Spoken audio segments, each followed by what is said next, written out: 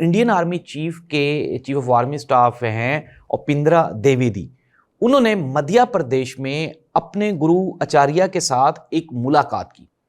और इस मुलाकात में आपको मैं एक बहुत बड़ी खबर दे रहा हूँ। इस मुलाकात में वो जो उनके गुरु हैं चीफ ऑफ आर्मी स्टाफ के, आप ये इमेजिन करें कि chief of army staff level का बंदा जो कि फ़ौज का सबसे बड़ा अफसर है, उसकी तोहम परस्ती देखें कि वो अपने गुरु, अपने पंडित वहाँ पे जाके और उससे सजेशंस ले रहे हैं।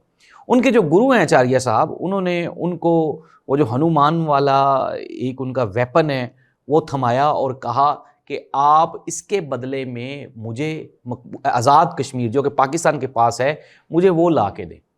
नाज़रीन, ये एक्चुअल वो हिंदुत्वा सोच है जो खित्ते के अमन को बर्बाद करना चाह रही है।